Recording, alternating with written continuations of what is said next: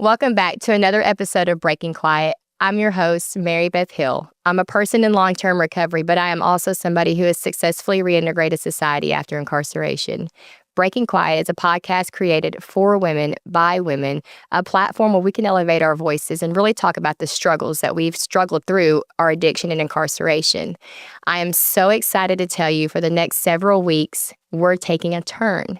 We are going to be interviewing the family members and children of people who are in addiction or were in addiction and who have experienced these struggles themselves, kind of taking a different look at their perspective and the struggles that they face throughout their journey.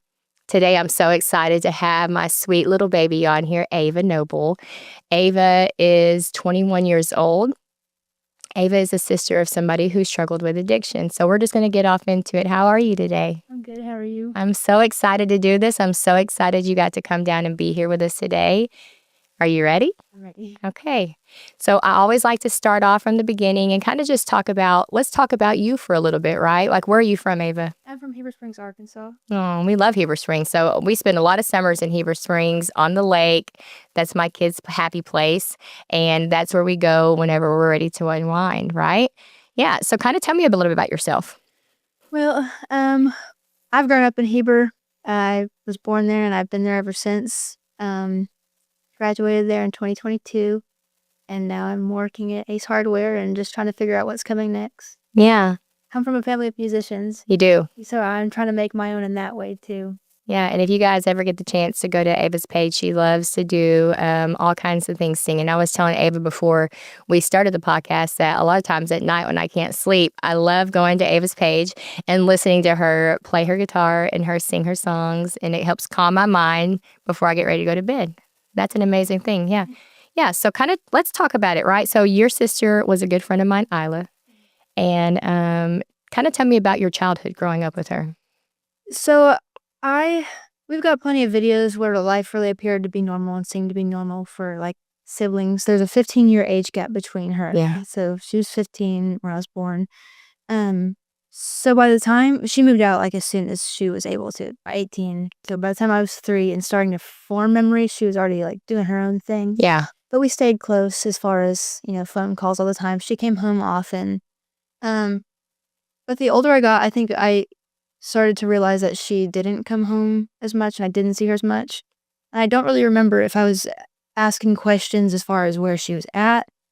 But her story became relevant to me when I was 8 or 9. Okay. I was in 3rd grade, and I remember this one.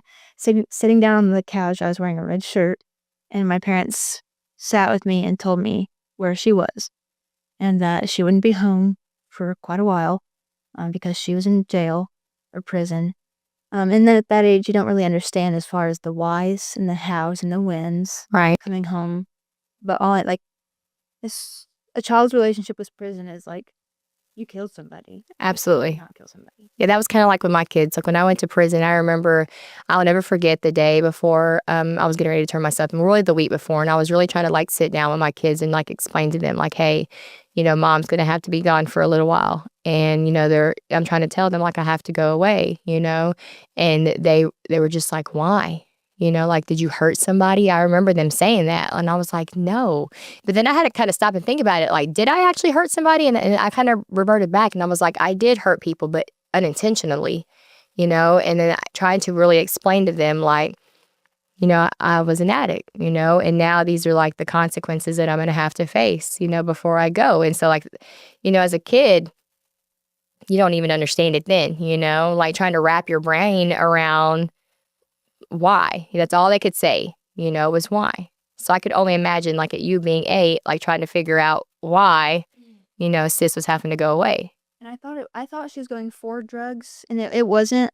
But that's what was explained to me, is that she was doing drugs. Yeah. That's not good. So she's having to take care of some business.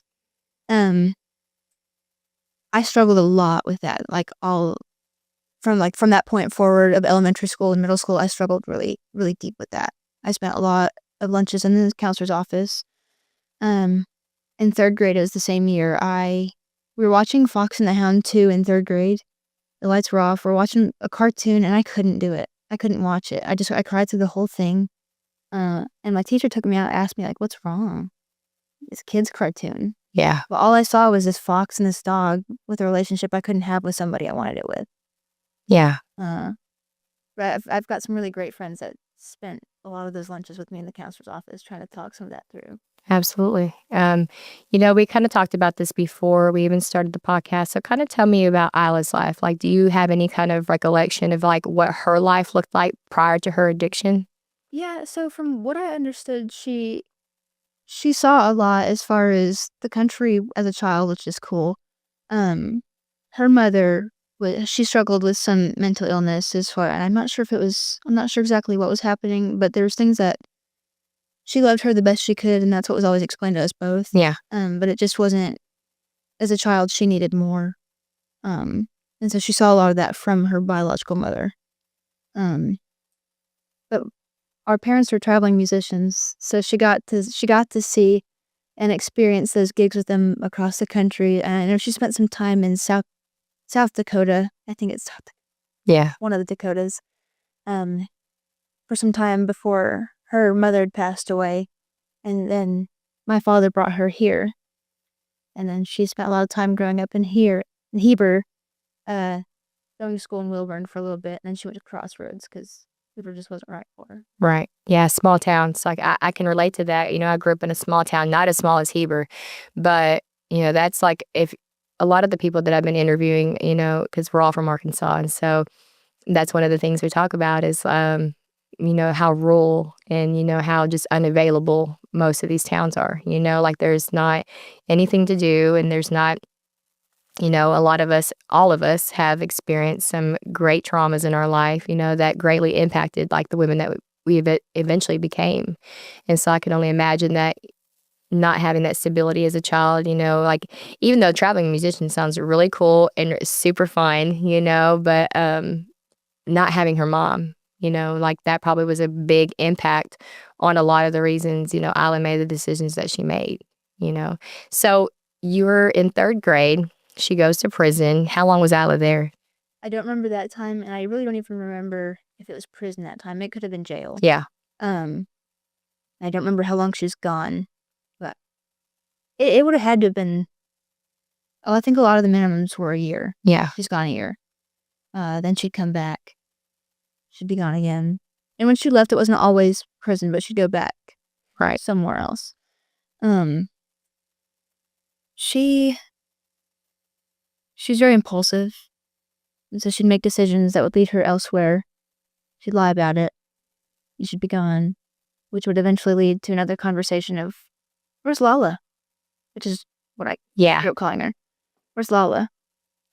And then it was back at the kitchen, or my parents and I have a thing about the dining room table because that's where those conversations happened. So growing up, when I was called to the kitchen table, I wasn't excited to be there if it wasn't Christmas. Absolutely. But it was the same thing of, she's in prison or jail, and we don't know right now when she'll be back. But she always did come back, and she'd live with us for a little bit, and she'd be gone again. So it was kind of in and out. Yeah. And how long did that go on for, you think? She got out of prison. The last time she went to prison was 2015. She came back in 2019. So she left and I was, I don't know, small. Yeah. She came back to a 14-year-old, was taller than she was. That was the last time she'd come home, and she spent some time in a halfway house in Little Rock. Yeah. That's where Isla and I reconnected. So Isla and I have known each other the better of over 15 years. And when I saw Isla again, she was actually at the halfway house at Phoenix House. Yeah. And I was over there.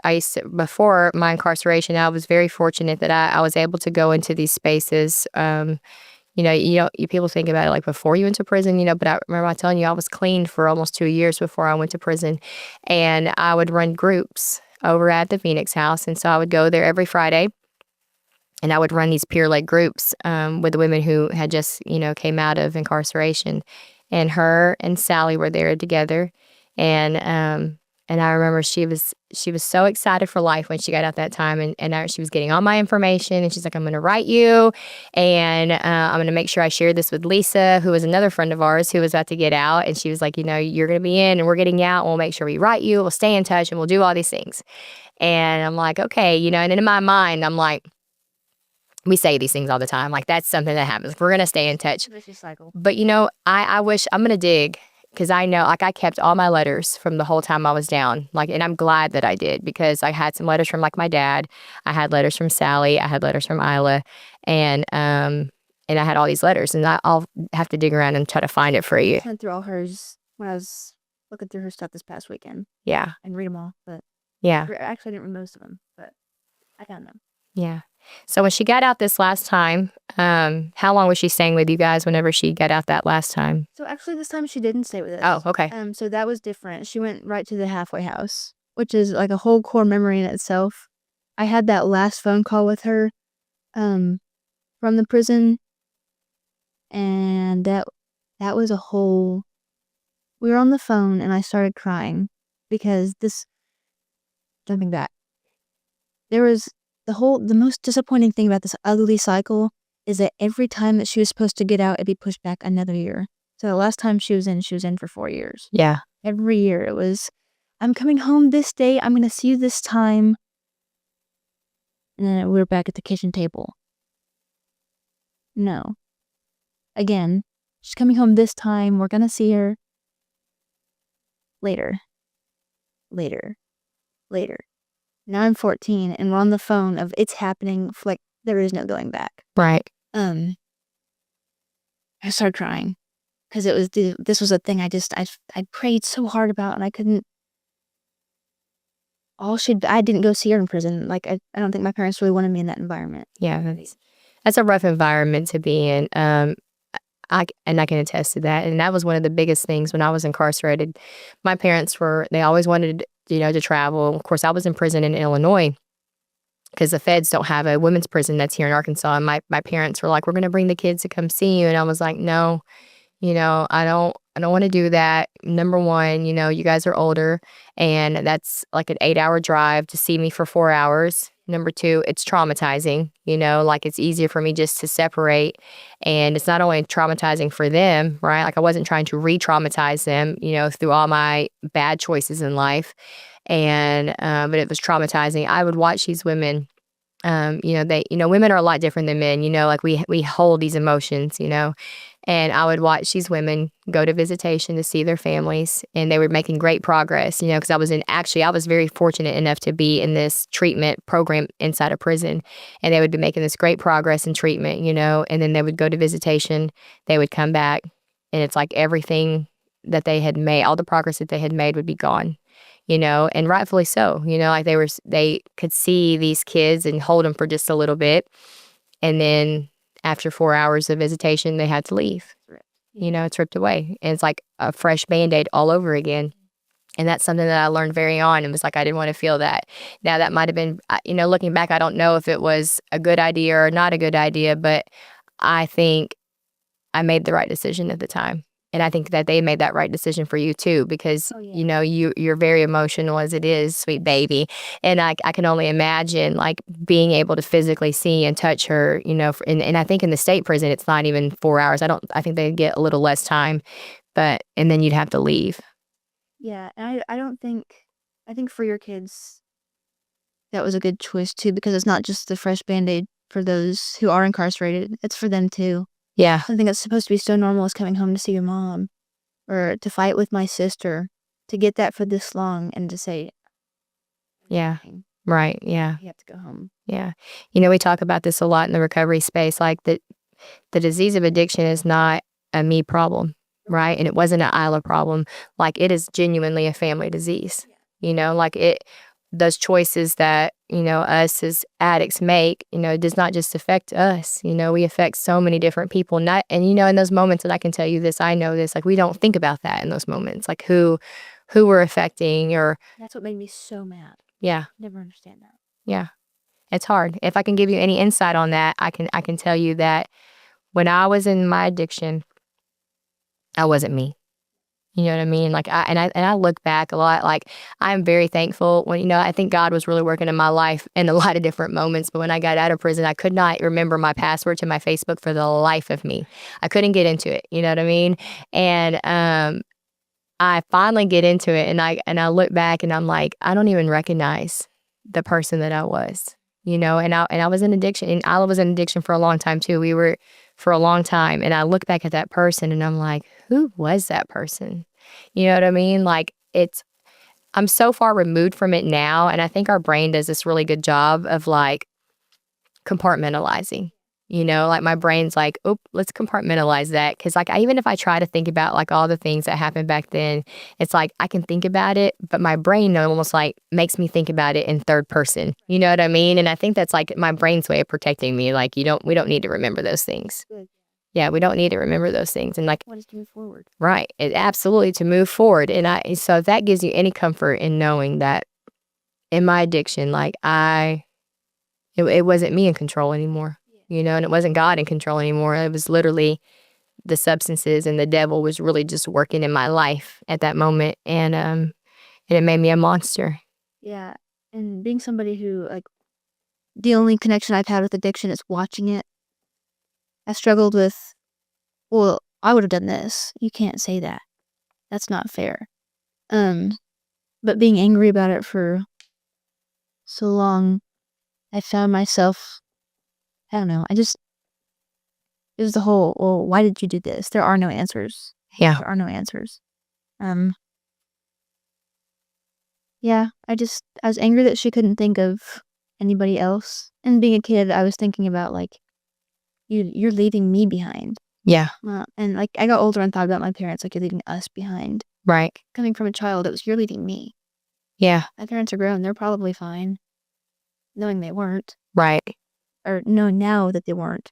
But as far as I was concerned, like, you're leaving me by myself. As far as I needed her around, that's such an important role as an older sister. Yeah. It's a breakaway from, my parents and I were real close. We always have been. But it's the lack of something more that could have been that always made me so angry. Yeah. I'm the baby too. And yeah, so I have an older sister. And so it's kind of funny now. I always tell her I'm the big older sister now. But like, and like kind of the same way with you guys, like you are the mature, younger sister, but you're older sister. But yeah, that relationship is so vital in our lives, like the sibling relation. And I tell my kids that all the time, right? Because my kids are at this phase in their life, like where the youngest two are only 3 years apart.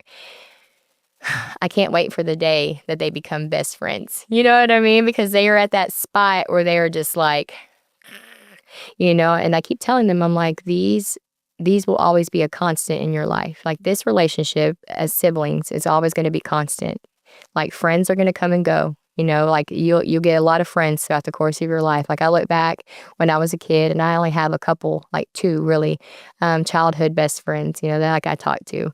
I'm like, but your brothers and sisters are like, these are your best friends, and like you got to make sure that you nurture this relationship, because like you guys really have each other, like when it's all said and done with, you'll always have each other, so it's important to like nurture that relationship.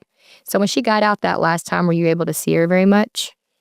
For a little bit. So going back to that phone call, that Mhm. last phone call, she noticed I was crying. She was talking, and it just kind of started falling. She said, "Are you crying?" And then the dam broke, and Yeah. yeah, why are you crying? And I had to explain to her, like, it just doesn't feel real because it wasn't able to be for so long. But it was the very next day. She was out of prison at that point. Actually, she's at the halfway house because it was the very next day that I was going to see her. Yeah. Um. My mama yelled at me because I opened the door before we stopped the car. Wait! Let me stop the car! But I could see her, which was more than I had for a long time. And so I ran, and that hug, it was August 10th, 2019. That is a hug that I will never ever forget, and I know I will never feel again. Which is painful. But from there, we saw her then. My mama brought her a salad she makes that she loves. So we sat in this is an empty room, and we just talked for hours about things that she'd missed. But when we were hugging, I noticed she was crying. I said, "Why are you crying?" I was a whole head taller than her now. Yeah. And all she ever wanted to be was tall. And she wasn't. You're taller than me. Like, it really wasn't that hard. Yeah, she was small. But she'd come, her and a lady named Miss Dara. I don't know where Miss Dara's at now or really where she came from, but she was a big help with Lala and this part of her life. They'd surprised me at a marching competition for band at War Memorial Stadium, and I went and got to have lunch with them, which was really exciting. So we saw her then. She had to leave, which was also, again, it's just that pull away of something that I had now. Yeah. She'd seen me she'd come to our house one day after school. I walked home from school, and I didn't expect to see her there. But there she was in the driveway, and it was hot. And she's like, "Sister, your hair's on your neck. You need to put your hair up." I was like, "What are you doing here?" Yeah. So between that, and let's see. I got on Snapchat one, and there's a couple times in between then, but it really wasn't as often as I was hoping it would be for somebody that I was convinced was going to be by my side right now, Yeah. however. And I got on Snapchat one day. I was in school, and I looked at her story, and it's a video of her crying. Not her, but it's an airplane saying, "Please pray for me. I hope this is like the beginning of a new start." And I was, "Where are you going?" I texted her, I said, "Where are you going?" And she told me then she was going to rehab in Florida. And that was the last time I'd seen her, was before that. So she had relapsed. Yeah, somewhere along the way, I don't know. Yeah. I was in prison, and I remember Sally had wrote me and had told me that she had relapsed, and I didn't know what the course was going to happen after that point. But I remember writing Sally back, and I was like, "You tell her that I'm praying for her, man, and like I'll be home soon." I remember saying that to her, like, "I'll be home soon. Like, you guys got to keep it together till I can get home." So she went to Florida and rehab in Florida, which is awesome. Yeah. So good for her. She loved the ocean. Yeah. Do you know how long she was there? Yes, so almost a year, which was really great. And actually, I met Sally that day at the halfway house too. Yeah. We were connected from then too. Yeah. But she told me, "I'm going to Florida for rehab." I'm mad now. I mean, why? It's not like you booked this flight 30 minutes ago. Why didn't I know about it? Yeah. I don't know if our parents knew about it. I'm sure they did, but I was mad 'cause why didn't you tell me? Right. Why is this the way I'm finding out, is when everybody else is finding out? She was there for almost a year. Yeah, I know she had relapsed a couple times in there, but in the midst of all that, she'd become a mentor. She'd grown up and was able to mentor other addicts, and she'd started her own thing, which is going really well, and we were really excited for her. She'd come back to Arkansas.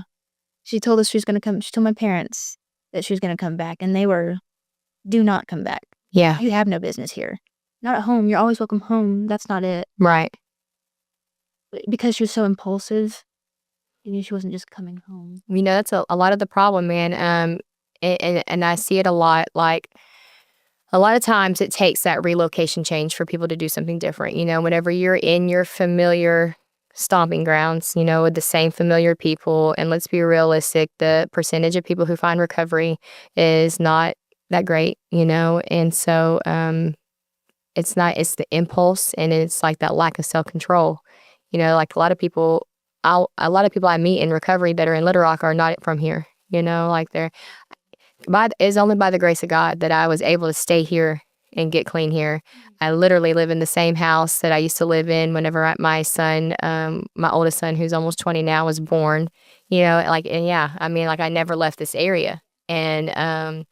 And really it's because the feds told me I couldn't. You know what I mean? They were like, I wanted to move away, but they were like, "Yeah, no, you're stuck to this Eastern District of Arkansas." And so I'm like, yeah, I couldn't even travel to like the west side of the state, like they're like, "You are literally stuck here." And I can remember thinking in those early times in recovery, like early recovery, it was a lot of self-will. You know what I mean? Like I was leaning on a lot of prayer and self-will not to, keep living like I was living, because I was right in the thick of it. Yeah. I do encourage people, like, if that's what that you feel like you need to do, is to get away, just take that opportunity and do it, because at least in a different location, it's not as accessible. You don't really know a lot of people, and so your chances of finding it, well, not nowadays. Nowadays, you can find it anywhere, but we're better, because you weren't connected to those same familiar people, places, and things. Yeah. Yeah. She also, like, while she was in Arkansas many years before when this was all starting, she had children. So as far as, like, you're not only ripping yourself away from me, I am also losing a connection to them, Yeah. which was, that was another thing I couldn't understand. Like, I mean, I was angry about that for probably, I don't know, until I could see the grace of God of knowing they're healthy and happy and are in God-fearing homes Yeah. and have a life that she could not have provided them. Absolutely. So that's a blessing. It took me a long time to see that. But it's one of my biggest ones now is knowing that they're healthy. Yeah. But yeah, she told us she's gonna come back to Arkansas. My parents weren't happy about it. I was excited. Yeah. To see anything wrong with that. I was 16 and she came back to Arkansas and 24 hours later she was dead. She didn't make it 24 hours. I never got to see her. She never came home. How did you guys find out that Isla had passed? My Uncle David had gotten in contact with my mama, because he'd seen stuff on Facebook. I was away for the weekend. I was out fishing and whirling with some family friends for the weekend. You're just in mud holes the whole time. Yeah. I wasn't on the phone. So they found out then. I really don't know what happened past that point, how it was solidified. But I know he had gotten in contact with my parents as far as, have you heard from Isla? No. I don't know what happened past that point. I know when I came home is when it got real. The people I was with, I noticed that, because they're gonna bring me home, I wasn't driving yet. Things were just different. The way they hugged me was different. I didn't think anything of it at all. I was like, oh, that's a longer hug than usual. Okay. Yeah. I'm a hugger. I'll take it. Yeah. Susie is her name.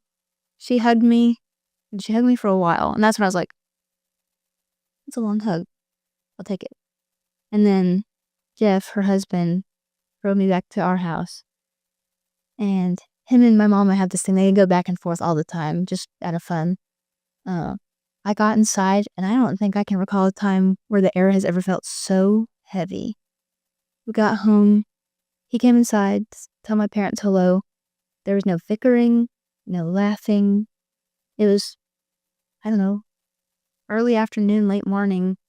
My parents are both in the living room together, which probably should be normal. It just wasn't. Yeah. I mean, they're great, but it just wasn't normal to see that then. The TV was off and it's quiet in the house, and my mama would not look at me. Her head was down. Something was weird. And I told myself, I swear, I told myself, my life is about to change forever. I don't know why, but just that last thought, this is my last moment of normalcy. And sure enough, I've picked a very bad choice of words. I set my bags down, took it all in, thought to myself, said, "Who died?" A very poor choice of words. Yeah. My father looked up at me and goes, "Isla." My life's been different ever since. Yeah. I backed up, trying to, like, I don't know, I think it was just the human nature to put it in reverse. Yeah. Shock. Yeah. Until I ran into a chair and she started shaking. What do you mean? What do you mean? When you can assume of what? And that's a thought that I'd had one time before. I hope that never happens. I was sitting at dinner, I was eating, and I was like, I hope that never happens. And she watched another girl overdose one time.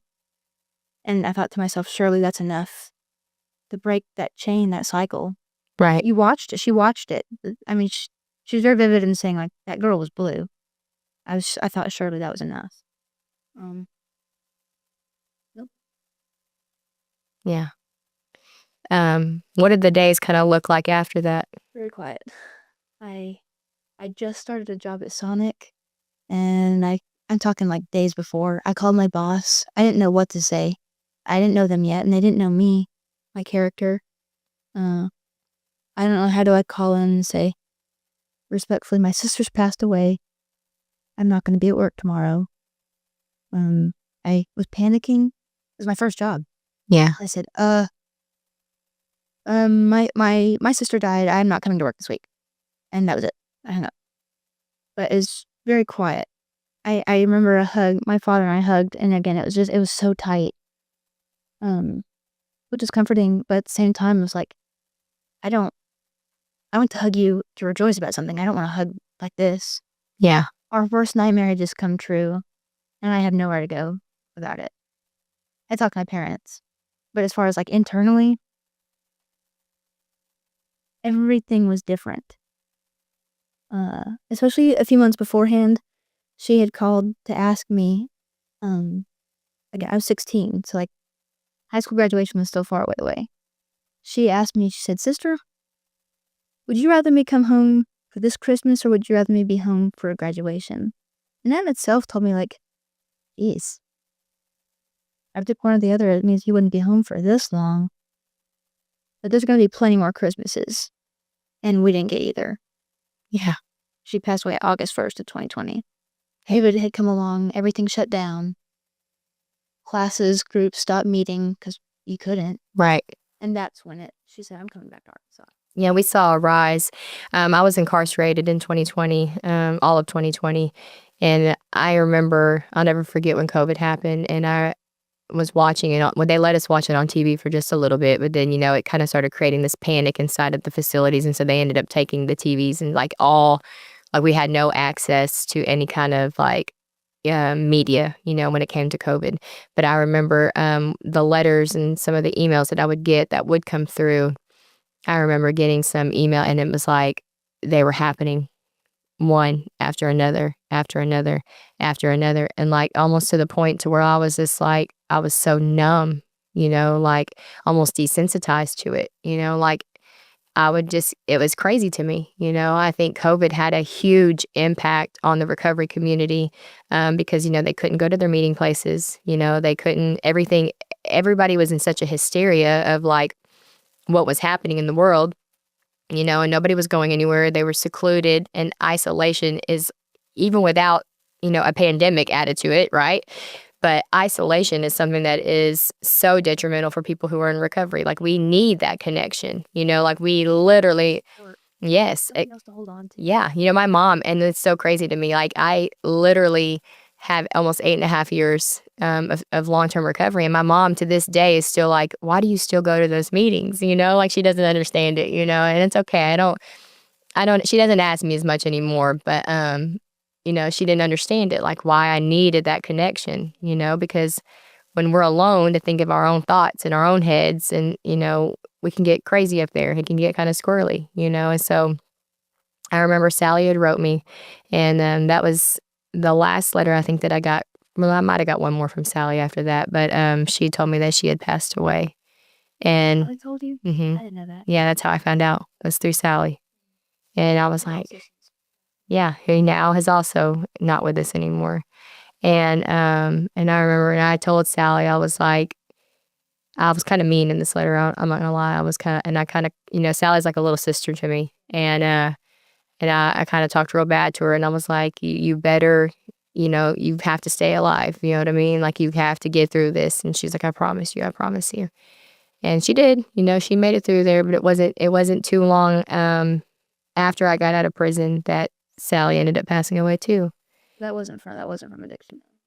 In a way it was. Yeah, it was. It was connected. She had relapsed, and she ended up having now I can't say that it was addiction or not, but she ended up having like an asthma attack, and then the lack of oxygen and stuff to her brain, and it just was too much. I play with that one in my mind a lot too, right? Like I think, was that from the addiction? Could it have been different? Like maybe if her heart rate wasn't so high, or you know what I mean? You just, all these different things that you play in your head, like how it could have been different. But yeah, it took her life too. So after that, they had the services. Did you guys have a service for Isla? No, we couldn't for a few reasons as far as was COVID. Mm-hmm. That, and when you make such an open invitation, you don't know who's gonna show up. Absolutely. I love her with my whole heart more, and all I knew was the good side of her. Yeah. But I know there was the other side that I didn't know. Right. She'd done people dirty, she'd done people wrong. Had we made it public, my mama told me, like, we can't have that. We don't know who's gonna show up and what their intentions would be. Right. So we did do a Facebook Live. That was hard. That was really hard. I really still don't use the whole past tense because, like, it's not that she was my sister. She is your sister. still my sister. Yeah. Except for, like, when she was here, that's different. But yeah. And that's another thing is, like, it was hard to explain that as a little kid to other little kids who don't understand that. And I would never wish that to be understood. But I think my truest envy in my life is the envy of wanting to argue with somebody. I wanted that argument. I wanted the bickering, the noise, explaining to people, my sister. I talked about her all the time. She's still my best friend. Then where is she? Oh. She's in jail. She's in prison. And it's the stigma behind it. Yeah. And so I found the words when I was very young is good people make bad choices. Absolutely. She had a wonderful heart. Every human heart is deceitful. That's just our nature. Right. But it is just as much gold too. Her laugh is my favorite. It's so loud. Yeah. But oh yeah, we used to aggravate all the girls when I would go up to the Phoenix house, and then we would be sitting there because I have the most obnoxious laugh as well, and so does Sally. And I remember those girls were like, they would just look at us like, "Can y'all be quiet?" Like we were just, they're not laughing. Yeah, because we were cutting up. We were having fun. It was so funny. The last time I got to saw her, I took her and Sally to go get bus passes. Okay, so they just got to the halfway house and they needed bus passes, and they were like, "Well, we're gonna try to navigate this bus," and I'm like, "Y'all are," and Sally's like, "You're coming with us," and I'm like, "Why do I have to navigate the bus? You know what I mean? Like, why do I have to get on this bus? I have a car," and I'm like, "Okay, come on, let's go." And so we get on this bus. And we got so lost. And I remember we rode it we were trying to figure it out for the life of us. We rode it all the way down to the end of the bus line, and it was way far away. Like it wasn't supposed to go where it was. And so we ended up riding it all the way back. And I was like, yeah, y'all have fun with that. Yeah. You know what I mean? Like, you guys have fun with it. And I remember Sally writing me. She's like, "We finally figured out the bus, sis." And I'm like, praise God, because I could not. It could never be me. Like that thing was atrocious, and it was scary. Yeah, I got plenty of Snapchats from the bus stop. Yeah. Bus station. Yeah. Yeah, I got them I got them bus passes, and then I turned myself in. So what is the last she passed in 2020. So we're 5 years later now. What does life look like this last 5 years? I found what I thought was forgiveness for her. Mm-hmm. I also struggled with because we were raised with the same morals as far as this is right and this is wrong. But again, going back to the why couldn't you choose differently? I've struggled with the, like, what's it? Generational curses. Mm-hmm. I don't. It's not that I don't believe it's real because, like, I know, like, genetically things it's real, but it's the frustration of, like, you're still making the choice, so you are still making the active choice. And so I struggled with that after she'd passed. I thought what I found was forgiveness. It wasn't. I think it was brushing it off. I got very dark about it for a while.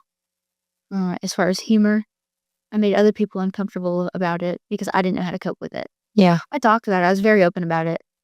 I remember I'd called one of my best friends and told her, I was like, Paula just passed away, and she didn't know what to say. I think it's, if you don't laugh, you cry. Yeah. I was tired of crying. I didn't enough of that, so I wanted to laugh. But I did it at other people's expense. It made them very uncomfortable. I thought it was funny, which is kind of disturbing in itself. But like it's part of the journey. Yeah, it's part of the grieving process. It wasn't until 2 years afterwards I'd gotten a job at where I'm at now, and I was seeing a boy. Said boy, we'd finished, and now I felt more alone than I was when she left, because now I'm angry. So by this point I'm 18, 19. I'm so angry at everything.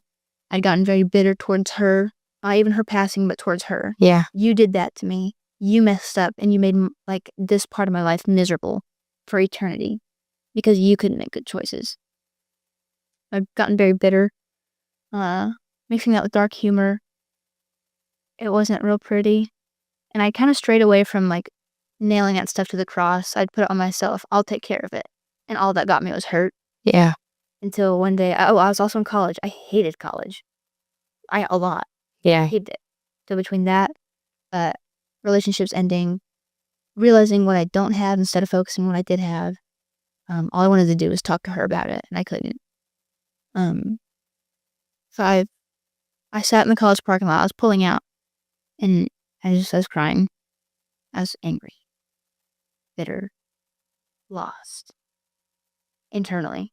I had people I could have talked about it with. I just didn't want to. Yeah. Again, and it wasn't even for any matter.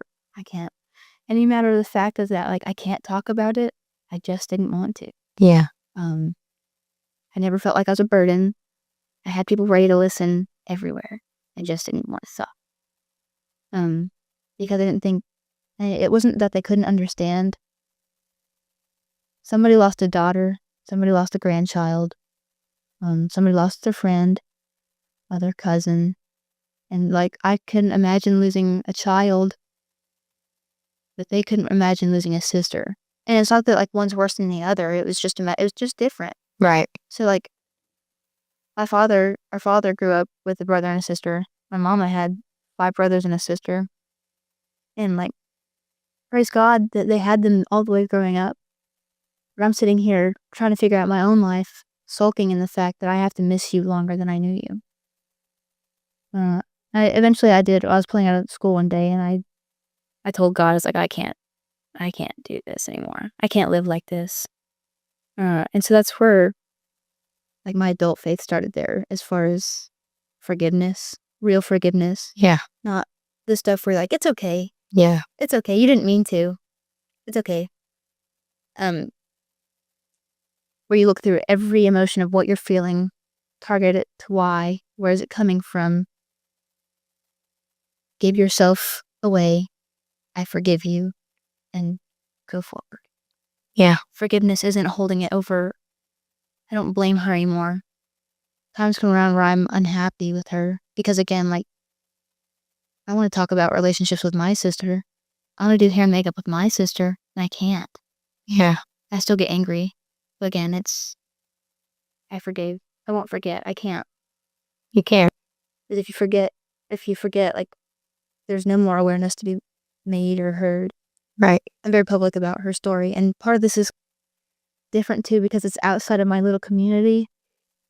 It's a little scary. Just feel like I feel like, am I airing her laundry? Well, No. she did it. Yeah. And that's your story to tell, and I think that it's important for the listeners, especially if you are one of those people. I hope that this podcast reaches everybody. And I hope that there's somebody, that is lost, maybe struggling with their addiction. I don't hope that, but if they are, that they're listening to the podcast and they're hearing it. Like, I think it's so important that we tell the story of everybody. It's not just about us. Like, I love to lift women up and to say, like, hey, I've been through this, and this is how I got out of it, but I think it's even more important to hear the perspective of the people that it impacted. Yeah. And to know that, or if there's somebody that's listening that maybe they're a sister or a sibling to somebody who's in addiction, to know that it's okay to feel those feelings and that you're not alone. I've connected with people on Facebook about that, specifically who are siblings of past addicts. Yeah. Going through the same thing, depending on where they're at in the timeline of it all. There's one the other day. I don't think she'd passed from addiction. I don't know what it was. It was just the connection of losing a sibling. Yeah, That's a horrible club to be a part of. But if we're going to be a part of it, let's do it together. absolutely. Yeah. Yeah, So knowing like you're not alone, we're not alone. And I don't think you can say like, I know what you're going through. No, you don't. it's different. Yeah, Your story is different. But I'll Yeah. empathize with you after the sun goes down and the moon comes up and goes back down again. I'll be there. absolutely. I will tell her story in hopes that it changes somebody else. As long as God lets me have a voice. Absolutely. Well, there's always one question at the end of the podcast that I always ask everybody that comes on, and it's, what is your message? If you could leave today with one message that you want to leave the listeners with, whether it be, like I said, to the person who is still struggling or the family member maybe that's listening to this today, what is something that you want to leave for them? I think active addiction, it's not the heart making the choice, it's substance. But speaking to the heart would be to think about something further than what's right now, about recovery and that what could be better if you just are so courageous enough to ask for help. Yeah, There's a God who loves you enough to be patient with you no matter what stage you're in. But that you are loved by more than you know. absolutely. And as long as I'm breathing, you will never ever be able to say, nobody loved me. Nobody cares. Well, my name is Ava Noble if anyone would like to read. Yeah, you guys follow her on her social medias. Ava, thank you so much for coming on the podcast today. Thank you for sharing and being vulnerable enough to talk about your story, Isla's story, and sharing that piece of you with the world. Thank you for having me. I hope I did her justice today. I hope You she did. is. Oh, she is, Debbie. And you did her the biggest justice ever. So, we've come to the end of the podcast. We are streaming on all major platforms, Apple, Spotify, anywhere that you listen to podcasts, you can find us there. If you are not subscribed, go ahead and subscribe to Long Term, a podcast in recovery. That is a YouTube channel that Ty King and I share together and listen to all these wonderful stories of people who are in recovery or family members who are in recovery as well. Thank you guys for listening.